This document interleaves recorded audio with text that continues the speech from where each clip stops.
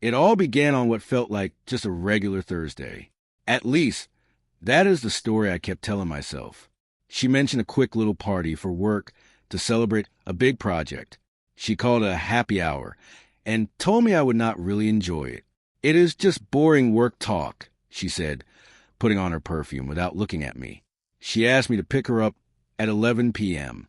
Her voice was light, but she seemed very far away. I did not worry then, but the signs were there. She had a new earring. She did not want to say who would be there. When I offered to drive her, she said no. She wanted a taxi instead. But I had a heavy feeling in my stomach, like a tight knot. I have never been a worried person. I never felt like I had to be. But that bad feeling just stayed there, deep inside of me. At 9:45 p.m., I could not just sit there. I grabbed my coat and drove. I did not text her. I just had to know the truth. The place was a fancy building in a rich part of town. It looked too nice for a work crowd. That was the first bad sign. I parked a block away and walked over.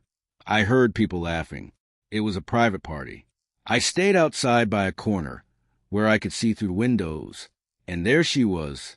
She looked very pretty in that red dress from our last Valentine's Day. But she was with him. They were not just standing together. They kissed in a way that showed they were very close. It looked like they had done it many times before. I held the railing tight, but I could not look away. At first, I did not know who he was. Then he turned around. It was Marcus, her old friend. Seeing them together made it clear she was lying. I could have walked away, but I did not. I knocked on the glass door and walked inside. The whole room went quiet, and everyone looked at me. She saw me and her face went white. She moved away from Marcus, as if that could fix things. He looked confused, then he finally understood. "You did not tell him," he said loudly. She did not speak. She just looked at me like she was begging for mercy. "You did not tell him we are back together," he said. My chest felt tight. I locked eyes with her. "How long has this gone on?" I asked. She whispered, "A couple of months." I let out a sad laugh, because being lied to by someone you love hurts so much. "You've been lying to me every single day," I said, acting like everything was fine for months. Her eyes filled with tears. Marcus looked like he wanted to hide from the room. "It was not something we planned," she whispered. I stopped her right there, because truth matters. "No, you chose to lie. That is not a mistake. That is breaking a promise we shared."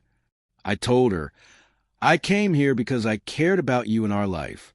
But you were not coming home to me tonight, were you?" She reached for my arm and asked me to talk. I pulled away from her touch.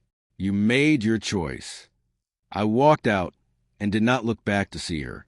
I found my worth that night. I deserve someone who is honest with me. Goodbye to the lies.